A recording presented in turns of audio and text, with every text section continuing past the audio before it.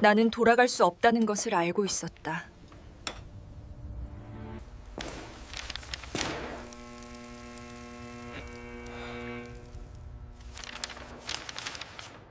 빨리.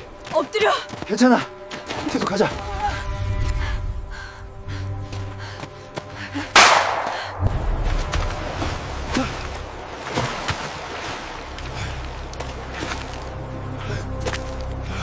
딸을 지키기 위해 조국을 버린 아버지.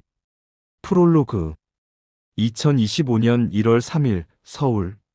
저는 지금 서울 구로구의 작은 원룸에 앉아 이 글을 쓰고 있습니다. 창밖으로 눈이 내립니다. 하얀 눈. 북한에서 보던 눈과 같은 눈인데 왜인지 다르게 느껴집니다. 여기서는 눈이 아름답습니다.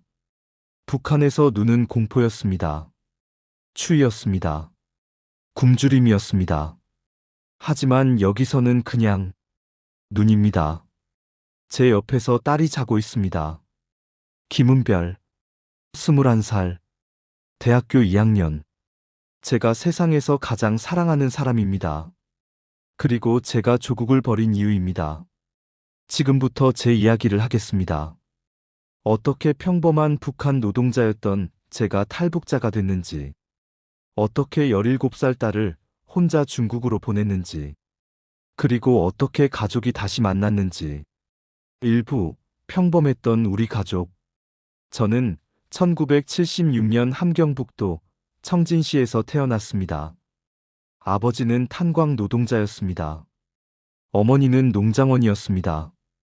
우리 집은 가난했지만 북한에서는 모두가 가난했으니까 특별히 불행하다고 생각하지 않았습니다. 1994년 저는 고등학교를 졸업하고 청진제철소에 배치받았습니다. 군대는 면제받았습니다. 키가 작아서요. 158cm. 영양실조 때문에 제대로 자라지 못했습니다. 제철소 3호 용광로 작업반. 하루 12시간 노동. 뜨거운 쇠를 나르는 일. 손에 화상을 입기 일쑤였습니다. 월급은 5,000원. 당시 쌀 1kg이 500원이었으니까 쌀 10kg 값이었습니다. 하지만 월급으로 쌀을 살 수 없었습니다. 배급으로만 받을 수 있었으니까요. 배급은 한 달에 한 번. 옥수수 15kg. 그게 전부였습니다. 2006년 저는 결혼했습니다. 신부는 최순희. 1979년생. 청진방직공장 노동자. 우리는 공장 체육대회에서 만났습니다. 동무, 배구 잘하시네요? 아, 감사합니다. 동무도요. 저는 김철호라고 합니다. 최순희입니다. 그렇게 시작됐습니다. 우리는 6개월 동안 만났습니다. 영화관에 갔습니다. 북한 영화만 상영했지만 그래도 재미있었습니다. 공원을 산책했습니다. 대동강구역 인민공원. 여름이면 꽃이 피었습니다. 순희 동무, 나랑 결혼해 주시겠습니까? 예. 그렇게 우리는 부부가 됐습니다. 결혼식은 2006년 5월 1일 노동절에 했습니다. 동네 식당을 빌렸습니다. 하루 이용료 10만 원. 하객은 30명. 양가 친척들. 음식은 국수, 두부, 돼지고기 조금. 술은 북한 맥주 10병. 음악은 친구가 아코디언을 연주했습니다. 사진은 못 찍었습니다. 돈이 없어서요. 그래도 행복했습니다. 신혼여행은 칠보산으로 갔습니다. 버스로 3시간. 산을 올랐습니다. 정상에서 순이가 말했습니다. 여보, 우리 아이 낳으면 이름 뭐라고 지을까? 딸이면 은별, 아들이면 은성. 왜 은별? 은하수의 별처럼 빛나라고. 좋네. 우리는 웃었습니다. 신혼집은 청진시 송평구역 5층 아파트. 20평. 방 2개, 거실 하나, 부엌 하나. 엘리베이터 없음. 난방 안 나옴. 전기 하루 2시간. 수도는 나왔지만 물이 노랬습니다. 화장실은 재래식. 하지만 우리만의 공간이었습니다. 국가에서 배정해준 집, 월세도 없고 전기세도 없고 수도세도 없었습니다. 대신 살기가 불편했습니다. 겨울엔 얼어 죽을 것 같았습니다. 석탄을 구해다가 아궁이에 떼야 했습니다. 석탄은 한 가마니에 5,000원. 제 한 달 월급이었습니다. 여름엔 더워 죽을 것 같았습니다. 선풍기도 없었습니다. 전기가 없으니까요. 그래도 견뎠습니다. 사랑하는 사람과 함께니까요. 2007년 4월 17일, 딸이 태어났습니다. 청진시 인민병원에서. 순이가 진통을 시작한 건 전날 밤 11시였습니다. 여보, 아파. 병원 가자. 병원까지는 걸어서 1시간.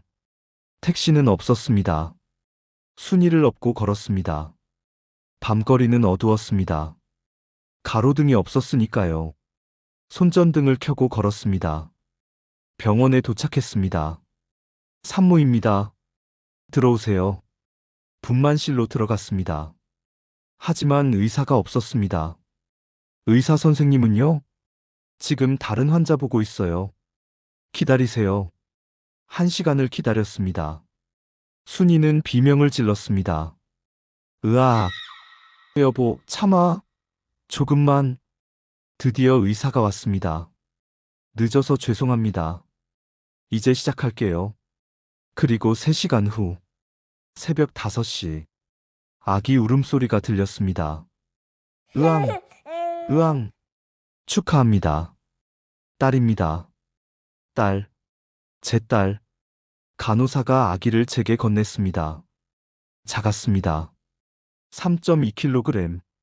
하지만 건강했습니다. 눈을 떴습니다. 까만 눈. 저를 봤습니다. 그 순간 제 인생이 바뀌었습니다.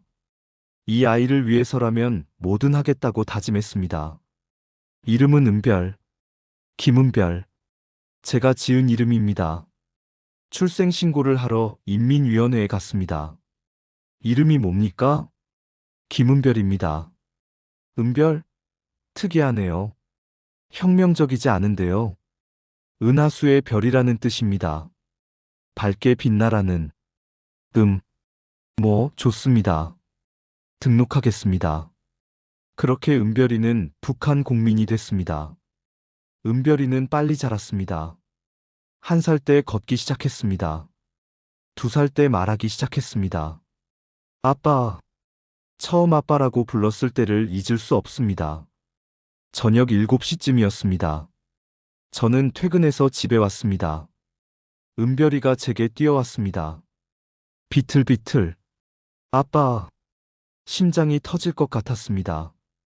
은별아, 한 번만 더. 아빠, 아빠. 순이가 웃었습니다. 당신, 이제 완전 딸바보네. 당연하지. 우리 은별이가 얼마나 예쁜데. 하지만 은별이를 키우는 건 쉽지 않았습니다. 분유가 없었습니다. 순이가 모유 수유를 했지만 젖이 잘 안 나왔습니다. 영양이 부족해서요. 저는 장마당에 가서 중국산 분유를 샀습니다. 한 통에 10만 원. 제 한 달 월급의 20배. 돈은 어떻게 구했냐고요? 제철소에서 철강제를 빼돌렸습니다. 위험했습니다. 걸리면 노동교화형 3년입니다. 하지만 딸이 굶고 있는데 어쩝니까? 밤에 몰래 철강제를 가방에 넣었습니다. 5kg씩 퇴근할 때 들고 나왔습니다. 경비가 가방을 검사했습니다. 뭐 들었어? 도시락통이요. 열어봐. 가방을 열었습니다. 위에는 도시락통, 밑에는 철강제. 경비가 안을 뒤졌습니다. 심장이 멎는 줄 알았습니다. 하지만 경비는 도시락통만 보고 닫았습니다. 감사합니다. 저는 나왔습니다. 식은땀이 흘렀습니다. 하지만 계속했습니다. 딸을 위해. 은별이는 똑똑했습니다. 3살 때 한글을 배웠습니다. 제가 가르쳤습니다. 은별아, 이게 뭔 글자게? 기억. 맞아. 기억. 그럼 이건? 니은, 니은, 우리 딸 천재네. 4살 때는 숫자를 배웠습니다. 하나, 둘, 셋, 넷, 다섯. 와, 잘한다. 5살 때는 구구단을 외웠습니다. 24, 236, 248. 순이가 놀랐습니다. 여보, 우리 딸 진짜 똑똑한 것 같아. 그러게. 나중에 대학도 보내야 하는데. 대학? 우리가 돈이 어디 있어? 그래도 모아보자. 은별이를 위해서. 2013년 은별이가 초등학교에 입학했습니다. 청진 제1초등학교. 입학식 날, 저는 은별이 손을 잡고 학교에 갔습니다. 은별이는 새 교복을 입었습니다. 흰 블라우스, 검은 치마, 빨간 스카프, 소년단 스카프였습니다. 은별아, 학교 재미있을 거야. 응, 나 친구 많이 사귈 거야. 그래, 착한 친구 많이 사귀어. 교문에 들어섰습니다. 김일성 동상이 있었습니다. 학생들이 꽃을 바쳤습니다. 위대한 수령 김일성 동지께 경애하는 마음을 드립니다. 선생님이 말했습니다. 여러분, 오늘부터 우리는 위대한 수령님의 학생입니다. 네. 열심히 공부해서 수령님께 충성하겠습니까? 네. 아이들이 큰 소리로 대답했습니다. 은별이도 씩씩하게 대답했습니다. 저는 웃었습니다. 하지만 속으로는 씁쓸했습니다. 6살짜리 애한테 정치 사상을 주입하다니. 은별이는 학교에서 1등을 했습니다. 매 학기마다 성적표를 받아왔습니다. 아빠, 나 1등 했어. 정말? 우리 딸 대단한데? 선생님이 칭찬했어. 뭐라고? 은별이는 모범적인 학생이래. 저는 은별이를 안아 올렸습니다. 우리 은별이 정말 자랑스럽다. 은별이는 노래도 잘했습니다. 학예회 때마다 주역이었습니다. 우리의 아버지 김일성 원수님. 맑은 목소리. 관객들이 박수쳤습니다. 저도 박수쳤습니다. 하지만 가사가 마음에 안 들었습니다.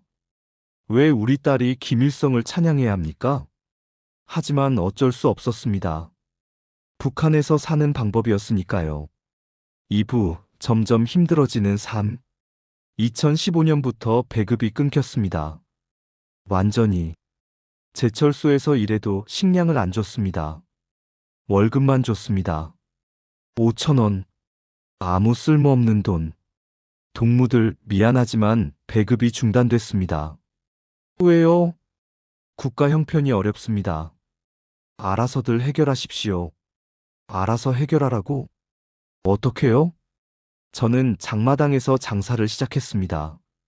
퇴근 후에, 주말에 중국산 라면을 떼다가 팔았습니다. 한 박스 10만 원에 사서 15만 원에 팔았습니다. 이익 5만 원. 하지만 단속반이 무서웠습니다. 동무, 장사 허가증 있어? 없습니다. 그럼 불법이야. 물건 압수. 안 됩니다. 제발. 벌금 10만 원 내시오. 돈이 없습니다. 없으면 15일 구류. 저는 벌금을 냈습니다. 은별이 밥 사줄 돈으로. 순이도 일했습니다. 방직 공장 끝나고 집에서 옷수선 일을 받았습니다. 재봉틀로 밤새 옷을 고쳤습니다. 여보, 너무 무리하지 마. 몸 상한다. 괜찮아. 우리 은별이 먹여 살려야지. 고마워. 뭐가 고마워? 우리 가족인데. 순이는 밤 2시까지 일했습니다. 아침 6시에 일어났습니다.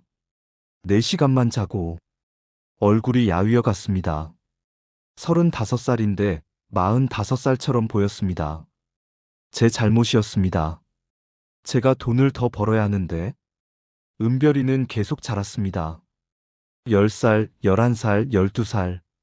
키도 크고 얼굴도 예뻐졌습니다. 친구들이 말했습니다. 은별아, 너 진짜 예쁘다. 그래? 고마워. 나중에 배우 되겠다. 에이, 무슨. 하지만 저는 걱정됐습니다. 북한에서 예쁜 여자로 산다는 건 위험했으니까요. 2020년 코로나가 터졌습니다.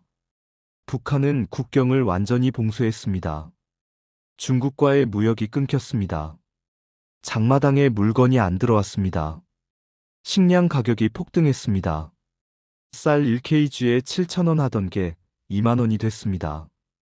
저는 제철소에서 더 많은 철강제를 빼돌렸습니다. 10kg씩. 위험했지만 어쩔 수 없었습니다. 어느 날 경비가 저를 불렀습니다. 김철호 동무, 잠깐 오시오. 예. 가방 열어보시오. 빨리. 가방을 열었습니다.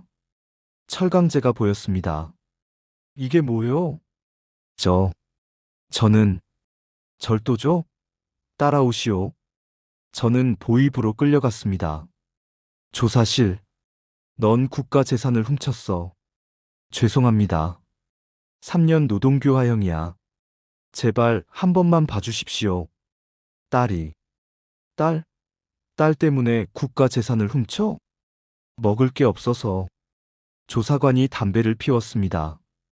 돈 있어? 예. 뇌물. 50만 원 주면 풀어줄게. 50만 원. 없어? 그럼 3년 가야지. 있습니다. 드리겠습니다. 저는 집에 있던 돈을 다 꺼내서 줬습니다. 52만 원. 그 돈은 은별이 학용품 살 돈이었습니다. 하지만 어쩔 수 없었습니다. 제가 3년 교화소에 가면 가족이 굶어 죽습니다. 2023년 은별이가 중학교에 입학했습니다.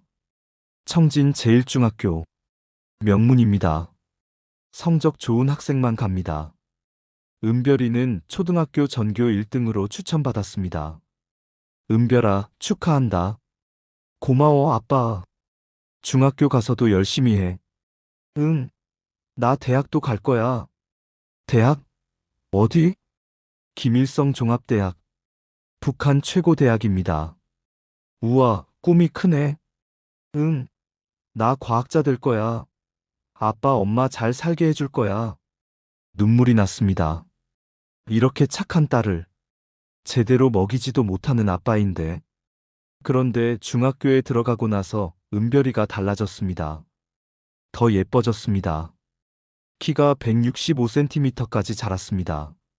얼굴은 계란형, 눈은 크고, 코는 오똑하고, 입술은 붉었습니다. 학교에서 합창단에 뽑혔습니다. 아빠, 나 합창단 주역 됐어. 정말? 응. 다음 주에 공연 있어. 올 거지? 당연하지.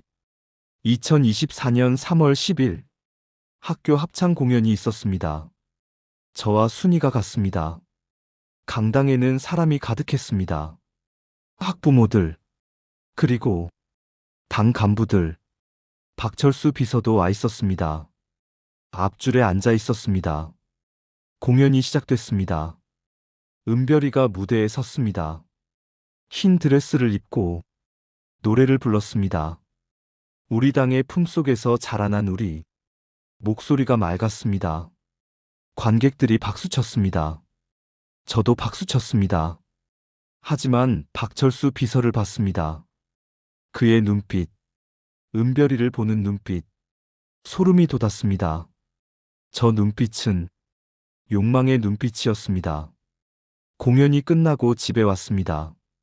순이에게 말했습니다. 여보, 박철수 비서 봤어? 응, 앞에 앉아 있더라. 은별이 보는 눈빛이 이상했어. 무슨 말이야? 혹시 은별이를, 설마, 아직 애잖아. 17살이면 애 아니야. 북한에서는. 순이의 얼굴이 굳었습니다. 당신 너무 걱정 많이 하는 거 아니야? 그랬으면 좋겠어. 3부 악몽의 시작. 2024년 3월 15일 금요일. 그날 오후 3시. 순이는 집에서 빨래를 하고 있었습니다. 똑똑똑. 문을 두드리는 소리. 누구세요? 나 박철수요. 순이는 깜짝 놀랐습니다. 박 비서가 왜 우리 집에? 서둘러 문을 열었습니다. 박 비서가 서 있었습니다. 옆에 경호원 2명, 검은 정장, 선글라스. 비서님 어떻게? 들어가도 되겠소? 아, 예. 들어오세요. 거실로 안내했습니다.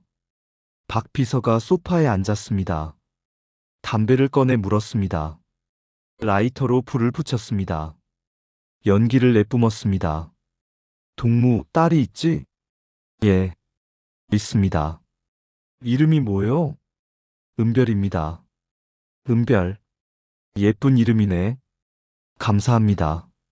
나이가 몇이요? 17살입니다. 17살. 꽃다운 나이로구만. 박 비서가 재떨이에 담배재를 털었습니다. 학교는 어디 다니요? 청진 제일중학교입니다. 제일준? 공부 잘하나 보지? 그냥 평범합니다. 겸손하시네. 내가 들으니까 전교 10등 안에 든다던데? 예. 성적도 좋고 노래도 잘한다며? 그저 그렇습니다. 지난주 합창 공연 봤소. 따님이 주역이었지? 예. 박 비서가 빙그레 웃었습니다. 참 예쁘더군. 노래도 잘하고 얼굴도 예쁘고 마치 꽃 같아. 순이의 심장이 빠르게 뛰기 시작했습니다. 불길한 예감. 감사합니다. 그래서 말인데, 박 비서가 몸을 앞으로 기울였습니다. 담배 연기가 순이 얼굴로 왔습니다. 따님을 우리 집에 보내시오. 순이는 숨이 막혔습니다. 예. 내 집에 살림 도와줄 사람이 필요하네. 따님이 딱 좋을 것 같아. 비서님, 은별이는 아직 어려서 17살이면 어리지 않소. 충분히 일할 나이요. 우리 공화국에서 17살이면 다 어른이요. 학교를 다녀야 해서. 학교? 걱정 마시오. 내가 다 알아서 하지. 출석도 처리해주고 졸업장도 받게 해주고 심지어 대학도 추천해줄 수 있어. 하지만 박 비서의 눈빛이 차가워졌습니다. 미소가 사라졌습니다. 동무. 예. 이게 제안이 아니라는 거 알지? 이건 명령이요. 당의 명령. 비서님, 제발. 따님이 우리 집에 오면 동문의 가족에게도 좋은 일이 많을 거요. 어떤? 배급도 더 받을 수 있고 남편 직장에서도 승진할 수 있어. 이 낡은 집 말고 더 좋은 아파트로 옮겨줄 수도 있어. 송평구역 새 아파트 아오. 거기로 옮겨줄 수 있어. 순이는 입술을 깨물었습니다. 그리고 뭐니 뭐니 해도 따님이 당 간부집에서 일한다는 건 큰 영광이요. 온 동네가 부러워할 거요. 거절하면 어떻게 될지도 알겠지? 순이는 알고 있었습니다. 당 간부의 명령을 거절하면 어떻게 되는지. 반당 분자로 찍힙니다.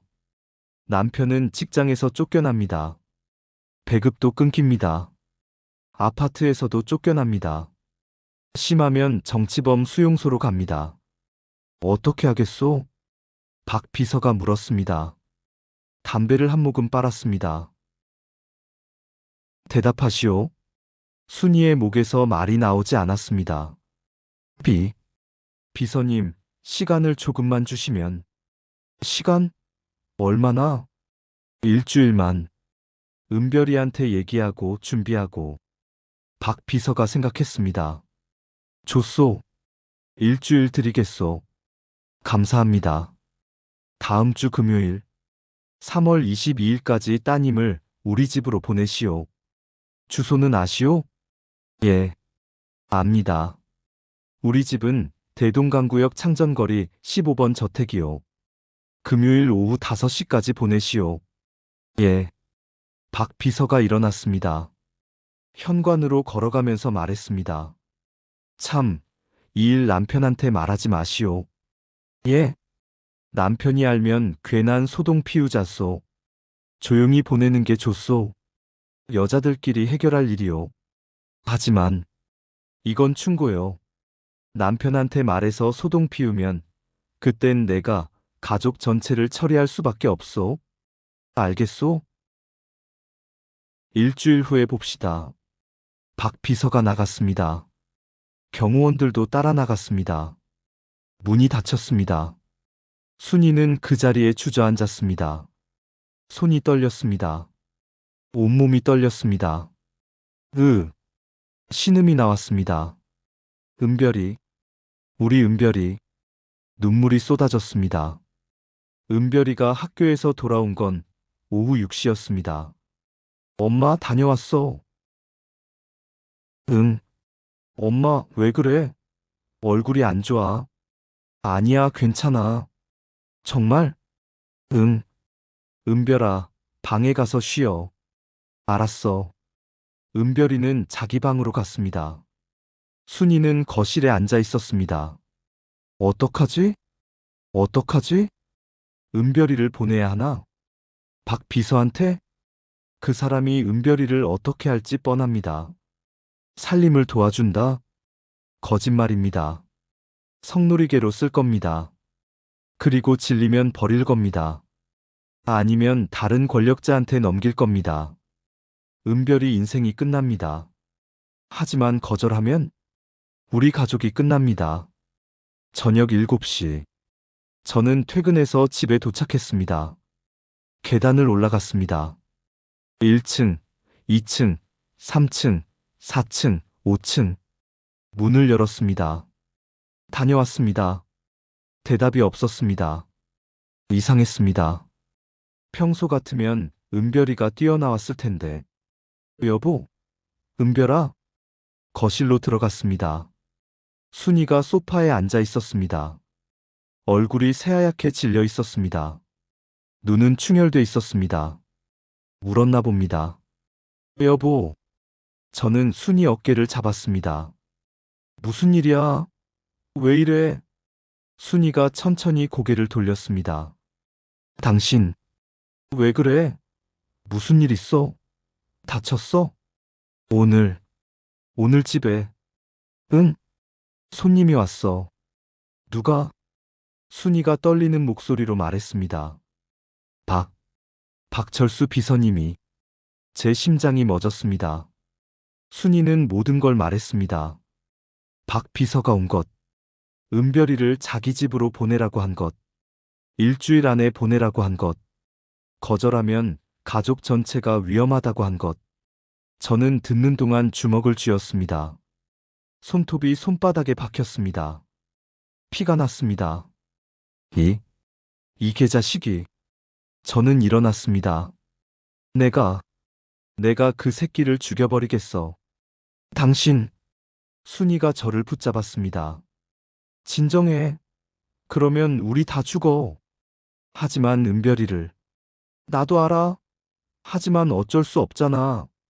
어쩔 수 없다고. 우리 딸을 그 늙은이한테 보내라고. 그럼 어떡하라고. 박 비서를 죽여. 그럼 우리 가족 다 정치 수용소가. 그럼 은별이를 포기하라고. 나도 모르겠어. 순이가 울부짖었습니다. 나도 모르겠다고. 어떻게 해야 할지 모르겠어. 저는 벽을 쳤습니다. 으악. 주먹이 부러지는 것 같았습니다. 하지만 아프지 않았습니다. 분노가 고통을 잊게 했습니다. 그때 은별이가 방에서 나왔습니다. 아빠, 무슨 일이야? 아니야. 왜 소리 질러? 엄마는 왜 울어? 그냥 어른들 일이야. 무슨 일인데? 은별아, 방에 가 있어. 알았지? 알았어. 은별이는 다시 방으로 들어갔습니다. 문을 닫았습니다. 그날 밤, 저와 순이는 잠을 이룰 수 없었습니다. 침대에 누워 있었지만 눈을 감을 수 없었습니다. 여보. 응. 우리 어떡해? 모르겠어. 일주일밖에 안 남았어. 알아. 은별이를 정말 보내야 해? 저는 대답하지 못했습니다. 대답할 수 없었습니다. 선택지는 두 가지였습니다. 첫째, 은별이를 박 비서에게 보낸다. 둘째, 거절하고 가족 전체가 정치범 수용소로 간다. 둘 다 끔찍했습니다. 하지만 셋째 선택지는 없을까 생각했습니다.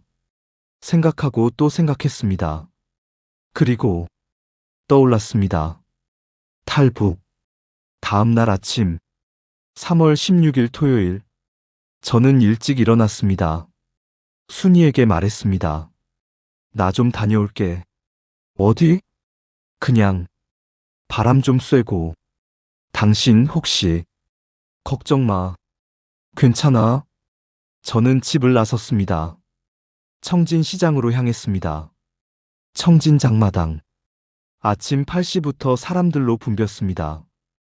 채소 파는 아주머니, 생선 파는 아저씨, 옷 파는 청년, 그리고 뒤편 골목. 그곳에는 특별한 물건을 파는 사람들이 있었습니다. 한국 드라마 USB, 중국 휴대폰, 달러, 그리고 탈북 루트. 저는 골목으로 들어갔습니다. 한 남자가 담배를 피우며 벽에 기대 서 있었습니다. 30대 후반, 얼굴에 흉터, 눈빛이 날카로웠습니다. 저는 다가갔습니다. 저기요. 남자가 저를 쳐다봤습니다. 뭔데? 혹시 중국 가는 방법 아십니까? 남자의 눈빛이 변했습니다. 주위를 둘러봤습니다. 뭔 소리야? 탈북. 할 수 있게 도와주는 사람 찾습니다. 미쳤어? 남자가 제 팔을 잡아 끌었습니다. 골목 더 깊숙한 곳으로. 너 지금 나를 시험하는 거야? 보이브 아냐? 아닙니다. 저 정말 도움이 필요합니다.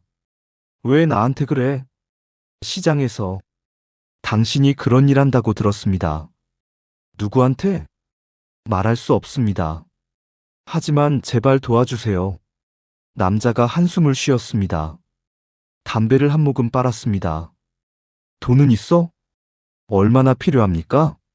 사람당 중국 돈 5,000위안. 우리 돈으로 500만 원. 500만 원. 저는 숨이 막혔습니다. 제 연봉이 6만 원입니다. 500만 원이면 83년치 월급입니다. 그렇게 많이? 탈북이 장난이야? 국경 경비병한테 뇌물 줘야 하고, 중국 공안 피해야 하고, 브로커들 수수료 줘야 하고, 돈 많이 들어. 하지만 싫으면 말고. 남자가 돌아서려고 했습니다. 잠깐만요. 뭔데? 가족이 3명입니다. 나 아내, 딸. 그럼 1,500만 원. 천문학적 숫자였습니다. 그렇게 큰 돈은 없습니다. 그럼 못 도와줘. 분할로. 분할로는 안 됩니까?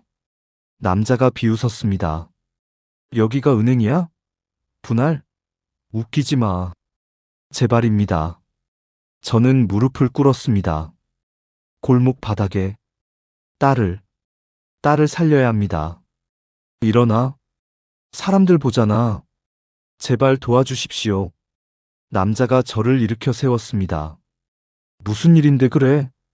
저는 모든 걸 말했습니다. 박철수 비서가 은별이를 데려가려 한다고. 일주일 안에 보내야 한다고. 거절하면 가족이 다 죽는다고. 남자의 표정이 굳었습니다. 박철수? 아십니까? 모르는 사람이 없지. 그 개자식. 그 새끼가 지금까지 데려간 애들만 10명은 넘을 거야. 어린애들. 13살, 14살, 15살. 다 데려갔어. 그리고 12년 쓰다가 버려. 어떤 애는 자살했어. 어떤 애는 미쳐버렸어. 저는 온몸이 떨렸습니다. 그래서 내 딸이 몇 살인데? 17살입니다.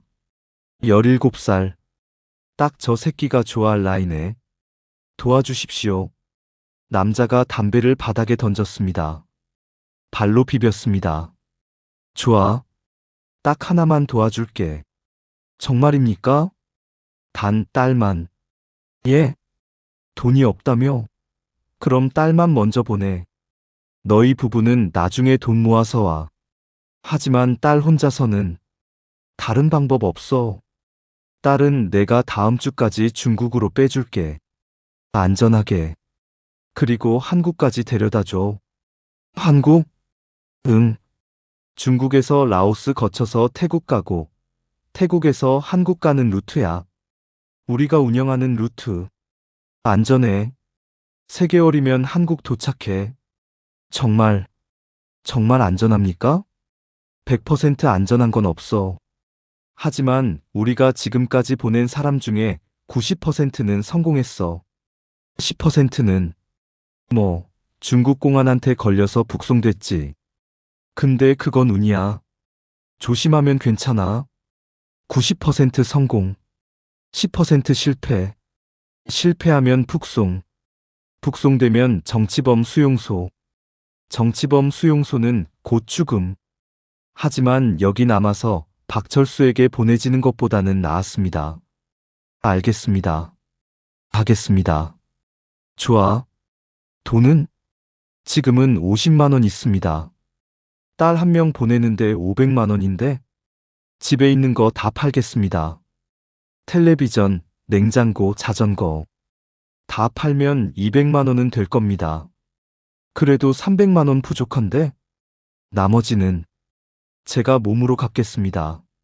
몸으로? 중국 가서 일하겠습니다. 뭐든 하겠습니다. 평생 일해서 갚겠습니다. 남자가 저를 쳐다봤습니다. 한참 동안. 좋아. 200만 원 가져와. 나머지 300만 원은 나중에 중국 와서 일하면서 갚아. 내 공장에서. 정말입니까? 응. 딸 먼저 보내주고 너는 나중에 중국 와서 내 의류 공장에서 1년 반 일해. 하루 16시간씩. 월급 없이. 그럼 빚 청산. 감사합니다. 정말 감사합니다. 저는 또 무릎을 꿇었습니다. 고맙습니다. 고맙습니다. 일어나. 그리고 절대 누구한테도 말하지 마. 예. 아내한테도 마지막 순간까지 비밀로 해. 왜요? 아내는 알아야 하지 않습니까? 아내가 반대할 거 아냐? 딸 혼자 보내는 거.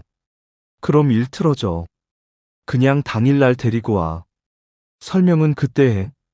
하지만 믿어. 이게 제일 좋은 방법이야.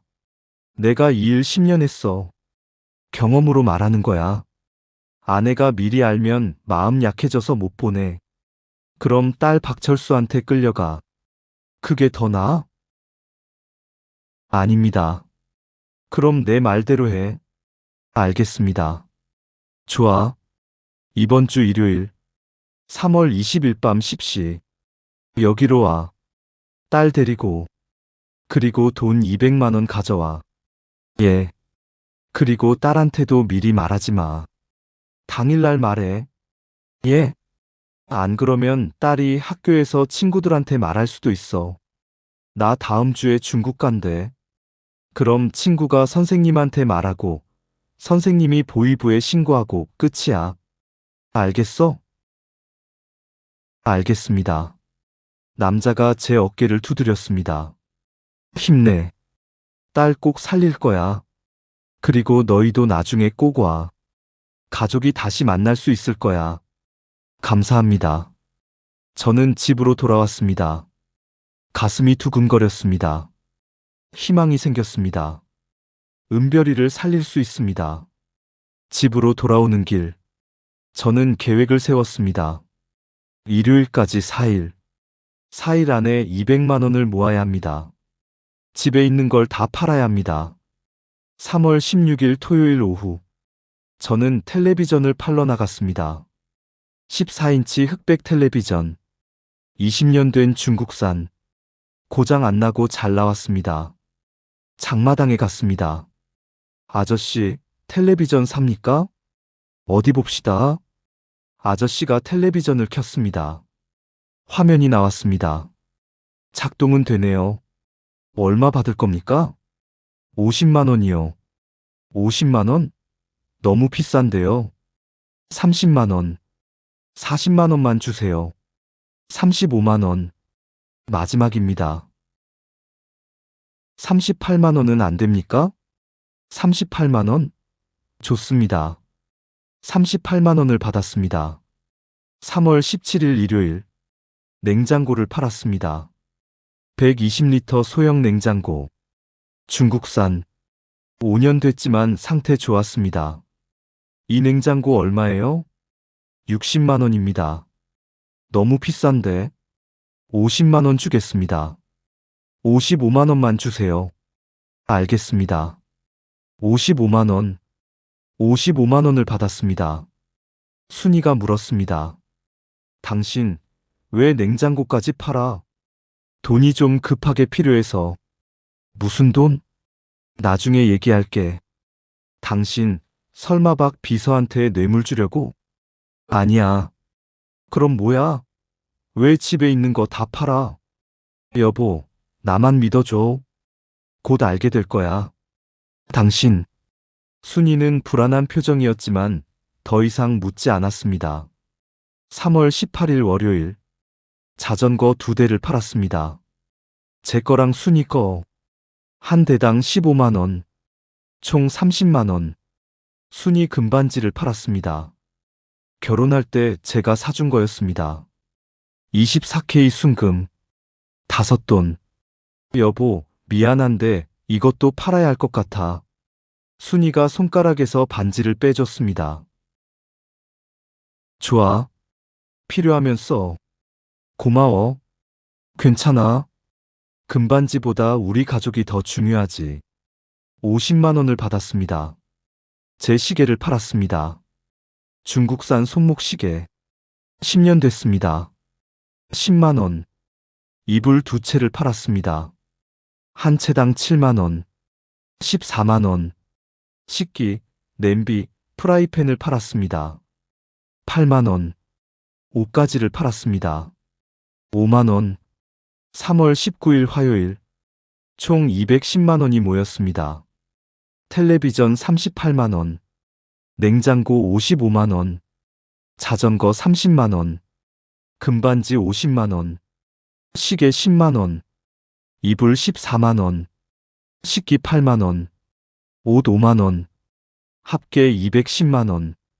목표는 200만 원이었으니까 10만 원이 남았습니다. 하지만 이 돈으로는 부족합니다. 은별이가 중국에서 쓸 돈도 필요하니까요. 저는 제철소에 가서 철강제를 또 빼돌렸습니다. 15kg. 장마당에 팔았습니다. 20만 원을 받았습니다. 총 230만 원. 3월 20일 수요일. D-데이. 오늘 밤 10시. 은별이를 보냅니다. 저는 아침부터 긴장했습니다. 손이 떨렸습니다. 밥을 먹었지만 목으로 넘어가지 않았습니다. 제철소에 출근했지만 일이 손에 잡히지 않았습니다. 김철호 동무, 왜 그래? 얼굴이 안 좋은데? 아, 예. 좀 컨디션이. 푹 쉬어. 무리하지 말고. 감사합니다. 저녁 6시. 퇴근했습니다. 집으로 왔습니다. 은별이가 숙제를 하고 있었습니다. 은별아. 응? 오늘 밤에 아빠랑 나가자.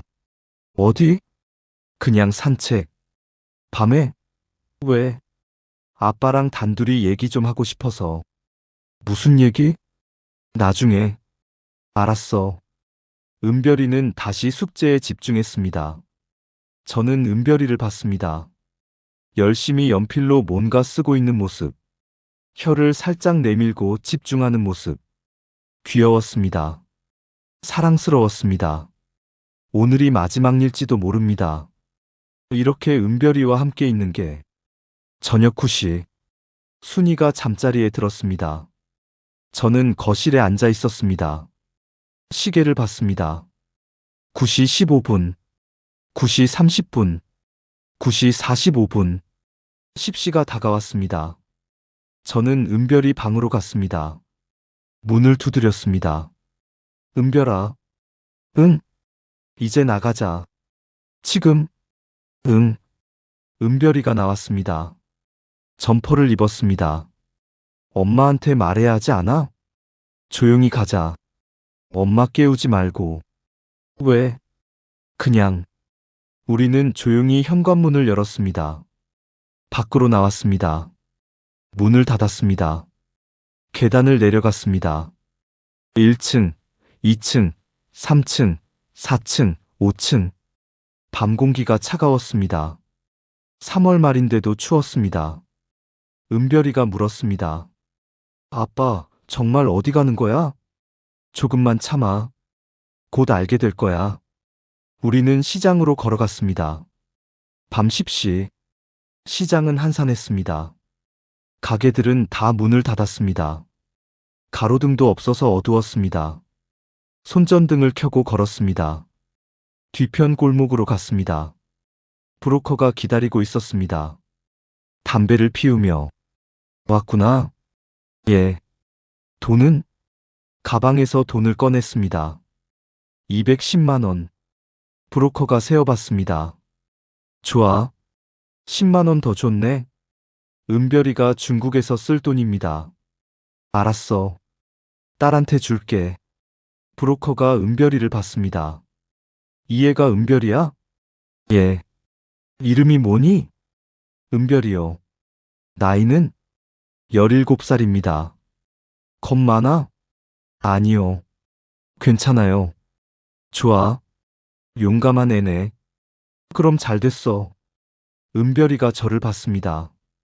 혼란스러운 표정으로. 아빠, 여기가 어디야? 저 아저씨는 누구야? 저는 숨을 깊이 들이쉬었습니다. 은별아. 응? 아빠가 할 말이 있어. 뭔데? 너 오늘 중국 갈 거야. 은별이의 눈이 커졌습니다. 예? 무슨 소리야? 박 비서 알지? 그 사람이 너를 자기 집으로 데려가려고 해. 다음 주 금요일까지. 응, 엄마한테 들었어. 근데 그게 나랑 무슨... 아빠는 너를 거기 보낼 수 없어. 절대로. 그럼? 그래서 너를 여기서 보내려고 해. 중국으로. 거기서 한국까지 갈 수 있어. 은별이의 얼굴이 하얗게 변했습니다. 아빠, 무슨 소리야? 나 혼자? 응. 아빠, 엄마는? 엄마랑 아빠는 나중에 갈게. 나중에가 언제? 1년. 아니면 2년 후에. 은별이의 눈에 눈물이 고였습니다. 아빠, 싫어. 나 혼자는 못 가. 은별아. 아빠, 나 무서워. 중국도 처음이고 한국도 모르는데 어떻게 혼자 가? 아저씨들이 도와줄 거야. 중국에서 한국까지 안전하게 데려다 줄 거야. 아빠는? 엄마는? 언제 와? 우리도 꼭 갈게. 약속해. 정말? 응, 정말. 아빠가 거짓말한 적 있어? 은별이가 울기 시작했습니다. 아빠, 나 싫어. 가지 않을래. 은별아, 여기 있으면 박 비서한테 가야 돼. 그게 더 무섭지 않아? 그럼 우리 다 같이 가면 안 돼? 돈이 없어. 지금은 너 혼자 보낼 돈밖에 없어. 그럼 나는 안 갈래. 아빠랑 엄마랑 같이 있을래. 저는 은별이를 안았습니다. 꽉 안았습니다. 은별아, 아빠 믿지? 응. 아빠가 너 꼭 지킬게. 그러니까 아저씨 따라가. 알았지? 아빠, 울지 마. 넌 강한 애잖아. 아빠 딸이잖아. 브로커가 말했습니다. 이제 가야 돼. 차 기다리고 있어. 벌써요? 응. 늦으면 국경 경비 교대 시간 놓쳐. 10시 30분에 교대하거든. 그때 넘어가야 해. 저는 가방에서 작은 종이를 꺼냈습니다. 은별아, 이거 잃어버리지 마. 뭔데? 한국 탈북자 지원 단체 전화번호야. 한국 도착하면 이 번호로 전화해. 그럼 도와줄 거야. 응. 그리고 이거. 작은 주머니를 줬습니다. 뭐야? 돈이야. 10만 원. 중국에서 필요하면 써. 아빠. 그리고 은별아. 응? 한국 가서 공부 열심히 해. 대학도 가고. 아빠가 못 이뤄준 꿈, 네가 이뤄. 아빠 나 사랑한다 딸. 나도 사랑해 아빠. 우리는 안았습니다. 마지막 포옹. 브로커가 은별이 손을 잡았습니다. 가자. 은별이가 뒤돌아봤습니다. 눈물 범벅이 된 얼굴로. 아빠, 꼭 와야 돼. 약속. 응, 약속. 엄마한테 잘 전해줘. 사랑한다고. 미안하다고. 그래, 전해줄게. 은별이가 골목 끝으로 걸어갔습니다. 브로커와 함께 검은 차가 기다리고 있었습니다. 은별이가 차에 탔습니다. 창문으로 손을 흔들었습니다. 저도 손을 흔들었습니다. 차가 출발했습니다. 천천히. 그리고 어둠 속으로 사라졌습니다. 저는 그 자리에 주저앉았습니다. 눈물이 쏟아졌습니다. 신음이 나왔습니다. 은별이, 우리 은별이, 내가 뭘 한 거지? 내 딸을, 17살 딸을 혼자 보냈어. 중국으로, 한국으로, 다시 볼 수 있을까? 무사히 갈 수 있을까? 집으로 돌아왔습니다. 새벽 1시. 문을 조용히 열었습니다. 순이가 거실에 앉아 있었습니다. 깨어 있었습니다. 왔어? 은별이는? 저는 대답하지 못했습니다. 은별이는 어디 있어? 중국 갔어. 순이의 얼굴이 굳었습니다. 뭐? 한국 갈 거야? 무슨 소리야? 순이가 소리를 질렀습니다. 은별이를 어디 보냈어? 저는 모든 걸 설명했습니다. 브로커를 만난 것, 집에 있는 걸 다 판 것, 돈 210만 원을 모은 것, 그리고 오늘 밤 은별이를 보낸 것. 순이는 듣는 동안 얼굴이 새하얗게 변했습니다. 미쳤어. 당신 정말 미쳤어. 다른 방법이 없었어. 당신이 나한테 왜 미리 말 안 해? 말했으면 반대했잖아. 당연히 반대하지. 17살짜리 애를 혼자 중국으로 보내. 여보, 진정해. 진정하라고. 순이가 저를 때렸습니다. 뺨을. 1번, 2번, 3번, 4번, 5번.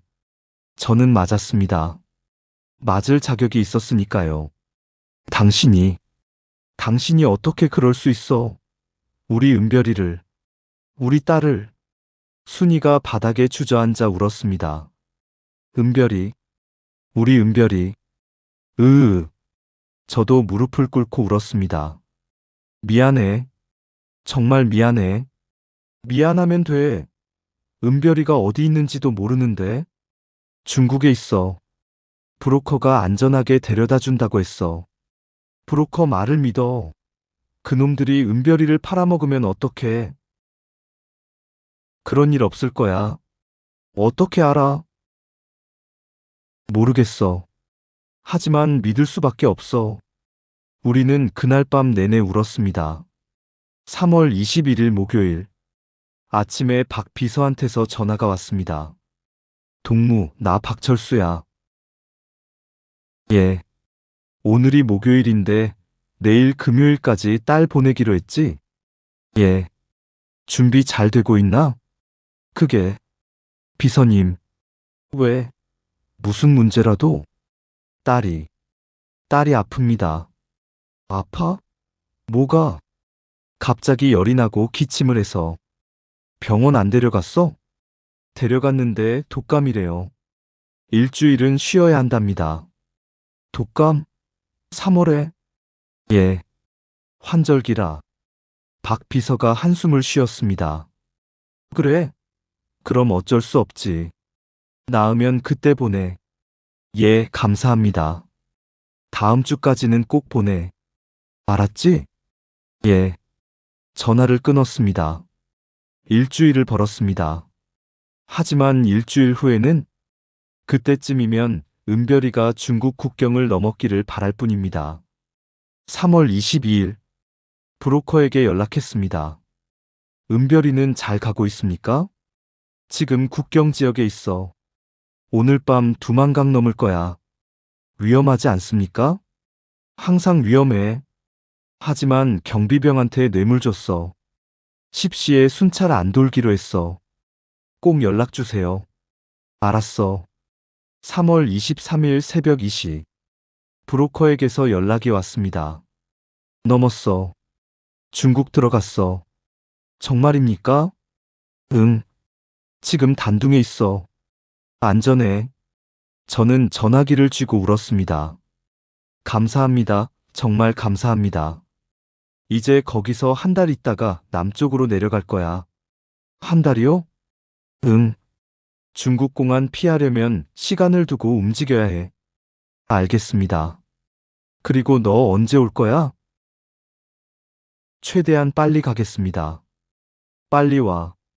딸 혼자 너무 오래 두면 안 돼. 예. 3월 28일. 박 비서가 다시 전화했습니다. 동무, 딸 독감 나았나? 아직 기침이 남아 있습니다. 이번 주도 못 보내겠네? 죄송합니다. 에휴, 어쩔 수 없지. 그럼 다음 주에는 꼭 보내. 예. 4월 1일. 박 비서가 직접 우리 집에 왔습니다. 경호원 2명과 함께 똑똑똑 문을 열었습니다. 비서님, 동무, 이제 딸 독감 나았지? 그게 2주가 넘었는데 아직도 아파? 예, 좀. 박 비서의 눈빛이 차가워졌습니다. 동무, 나 속이는 거 아니야? 아닙니다. 그럼 딸 좀 보자. 어디 있어? 지금 병원에 갔습니다. 병원? 혼자? 아내랑 같이 갔습니다. 그래? 그럼 내가 병원 가볼까? 비서님이 직접? 응. 내가 가서 직접 확인해야겠어. 어느 병원? 청진인민병원입니다. 좋아. 지금 가자. 아, 안 됩니다. 왜? 뭐가 문제야? 전염성이 있어서 비서님이 오시면. 박 비서가 저를 노려봤습니다. 동무, 지금 뭔가 숨기고 있지? 아닙니다. 그럼 지금 당장 딸 데리고 와. 내가 직접 볼 거야.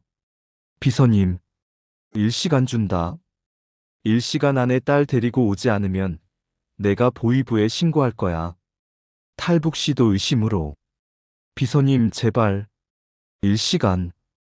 박 비서가 소파에 앉았습니다. 여기서 기다리겠어. 빨리 데려와. 저는 땀이 흘렀습니다. 어떡하지? 은별이는 중국에 있는데 1시간 안에 데려올 수 없습니다. 비서님, 정말 병원에 있습니다. 그럼 지금 병원 전화해. 은별이 있는지 확인해 보자. 왜 안 해? 전화번호 뭐라? 박 비서가 일어났습니다. 동무, 딸 어디 갔어? 병원에. 거짓말. 박 비서가 경호원에게 말했습니다. 보위부에 연락해. 탈북 의심. 예. 경호원이 전화기를 꺼냈습니다. 저는 무릎을 꿇었습니다. 비서님, 제발 용서해 주십시오. 용서? 딸 어디 보냈어? 저는 말 안 해? 보위부 가서 말하겠어? 중국입니다. 박 비서의 얼굴이 굳었습니다. 뭐라고? 딸을 중국으로 보냈습니다. 탈북시켰다고? 예. 박 비서가 저를 발로 찼습니다. 이 새끼가, 감히 당의 명령을 거역해. 죄송합니다. 죄송하다고. 박 비서가 경호원에게 말했습니다. 보위부 불러. 당장. 예. 30분 후. 보위부 차량이 왔습니다. 요원 4명. 김철호? 예. 따라오시오. 어디로? 조사실. 저는 수갑이 채워졌습니다. 차에 실렸습니다. 순이가 울며 따라왔습니다. 당신, 여보, 괜찮아? 하지만 괜찮지 않았습니다. 차가 출발했습니다. 보이부 조사실, 캄캄한 방, 책상 하나, 의자 2개, 조사관이 앉아 있었습니다. 저는 앉았습니다. 딸 어디 보냈어? 중국입니다. 누가 도와줬어? 말할 수 없습니다. 말 안 해? 조사관이 저를 때렸습니다. 뺨을. 브로커 이름 돼? 모릅니다. 또 때렸습니다. 이름. 정말 모릅니다. 조사는 3일 동안 계속됐습니다. 잠도 안 재웠습니다. 밥도 안 줬습니다. 물만 조금. 딸이 언제 떠났어? 3월 20일입니다. 어디로? 중국 단둥이라고 들었습니다. 거기서? 한국으로 간다고. 한국. 조사관이 책상을 쳤습니다. 이 새끼가 딸을 적국으로 보냈어. 죄송합니다. 넌 국가를 배신했어. 알아? 형량이 얼마인지 알아? 모릅니다. 무기징역. 정치범 수용소. 무기징역. 정치범 수용소. 즉 죽음. 4월 10일. 재판이 열렸습니다.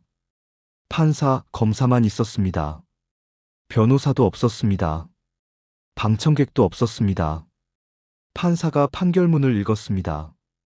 피고인 김철호는 딸 김은별을 적국으로 탈북시킨 반국가 범죄를 저질렀음.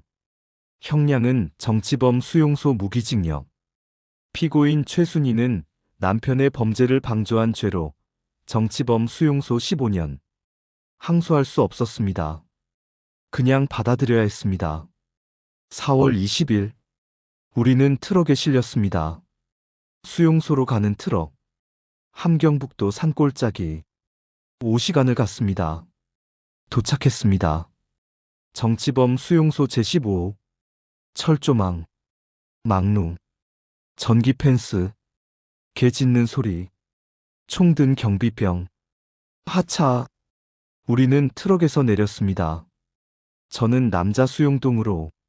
순이는 여자 수용동으로. 여보. 당신. 우리는 서로를 불렀습니다. 하지만 경비병이 막았습니다. 닥쳐. 말하지 마. 저는 끌려갔습니다.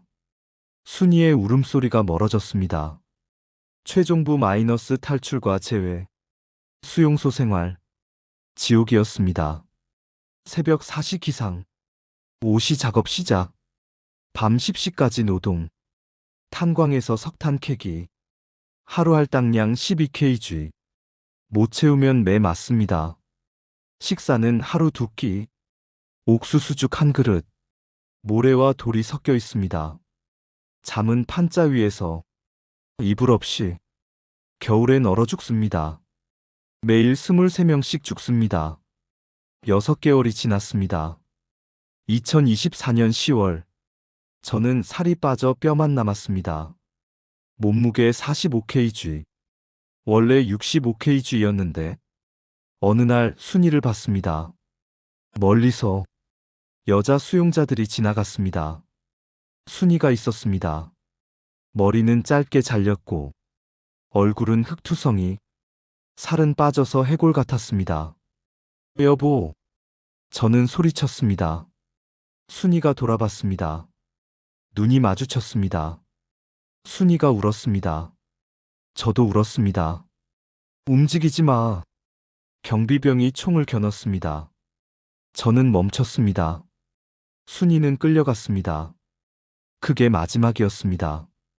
2024년 12월. 순이가 죽었다는 소식을 들었습니다. 폐결핵. 치료 안 해줘서 죽었다고. 저는 울었습니다. 하지만 눈물도 안 나왔습니다. 몸에 수분이 없어서. 2025년 1월. 저는 탈출을 결심했습니다. 더 이상 여기 있으면 저도 죽습니다. 은별이를 만나야 합니다. 다른 수용자 3명과 계획을 세웠습니다. 밤 11시. 경비 교대 시간. 철조망을 넘습니다. 1월 15일 탈출 시도 밤 11시 우리는 막사에서 나왔습니다. 철조망으로 달렸습니다. 막루에서 사이렌이 울렸습니다. 탈주자다. 총소리. 타탕. 옆에 있던 수용자가 쓰러졌습니다. 머리에 맞았습니다. 뛰어. 우리는 계속 뛰었습니다. 철조망에 도착. 전기가 흐릅니다. 하지만 올라갔습니다. 손에 화상. 하지만 참았습니다. 넘었습니다. 산으로 뛰었습니다. 뒤에서 개 짖는 소리. 군견들이 쫓아옵니다. 우리는 뿔뿔이 흩어졌습니다. 저는 계곡으로 뛰어내렸습니다. 물이 차가웠습니다. 냄새를 지워야 합니다. 계곡을 따라 3km를 갔습니다. 뒤에서 총소리가 멈췄습니다. 살았습니다. 3일 후 두만강에 도착했습니다. 강 건너편이 중국입니다. 저는 강에 뛰어들었습니다. 1월 강물. 얼음처럼 차가웠습니다. 팔다리가 얼어붙었습니다. 하지만 헤엄쳤습니다. 중국으로.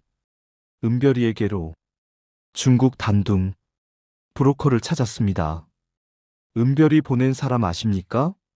최명철이? 걔 잡혔어. 예. 북한이 데려갔어. 근데 딸은 한국 갔어. 정말입니까? 응. 작년 7월에 인천공항 도착했대. 감사합니다. 다른 브로커를 만났습니다. 한국 보내주세요. 돈은? 없습니다. 일하겠습니다. 좋아. 3년 일해. 그럼 보내줄게. 3년간 중국에서 일했습니다. 의류공장. 하루 16시간. 월급 없음. 2028년 1월. 드디어 한국행 비행기에 올랐습니다. 인천공항. 입국장. 문을 열었습니다. 은별이가 서 있었습니다. 21살이 된 은별이. 아빠. 은별아. 우리는 안 왔습니다. 4년 만에. 아빠, 엄마는? 은별아. 엄마 어디 있어? 엄마는 하늘나라에 계셔. 은별이가 울었습니다. 저도 울었습니다. 지금 2028년 1월 3일 저는 서울 구로구 원룸에서 삽니다. 은별이와 함께. 은별이는 대학교 2학년입니다. 저는 식당에서 일합니다. 월급 200만 원.